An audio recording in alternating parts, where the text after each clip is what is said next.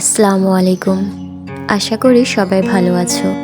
আজ আমি তৈরি করব ছিটা পিঠা বা ছিট রুটি, যে নামেই চেনো। এই পিঠাটি নরম আর তুলতুলে হওয়ার কারণে বড়দের থেকে বাচ্চারা বেশি পছন্দ করে।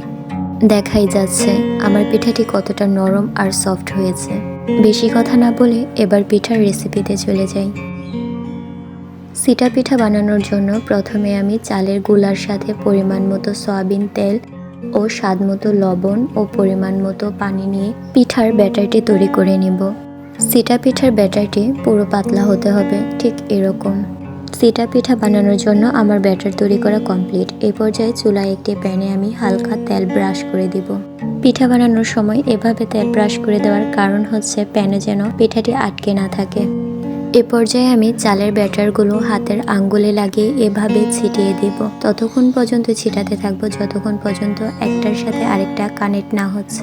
এভাবে চালের ব্যাটারটি ছিটিয়ে দেওয়ার পর আমি 30 সেকেন্ডের জন্য ঢাকনা দিয়ে ঢেকে দিব। ঢাকনা দিয়ে ঢেকে দেওয়ার কারণ হচ্ছে পিঠাটি যেন সফট হয়। 30 সেকেন্ড পর পিঠাটি আমি উঠিয়ে নিব। হাতের সাহায্যে আমি পিঠাটিকে 4টি ভাঁজে ভাঁজ করে নিব। ছিটা পিঠা বানানোর সময় সব সময় খেয়াল রাখতে হবে ছিটা পিঠার ভাঁজটি যেন 4টি হয় এবং চালের ব্যাটারটি যেন পাতলা হয়। চালের ব্যাটার যদি ঘন হয়ে যায় তাহলে পিঠাটি মুচমুচে হয়ে যাবে, সফট হবে না। ছিটা পিঠাটি যত নরম এবং সফট হবে পিঠাটি খেতে ততই ভালো লাগবে। কথা বলতে বলতে সেম প্রসেসে আমি সবগুলো ছিটা পিঠা বানিয়ে ফেললাম। এতটা সময় আমার পাশে থাকার জন্য সবাইকে ধন্যবাদ। যদি ভিডিওটি ভালো লেগে থাকে তাহলে লাইক, কমেন্ট অ্যান্ড শেয়ার করতে পারো।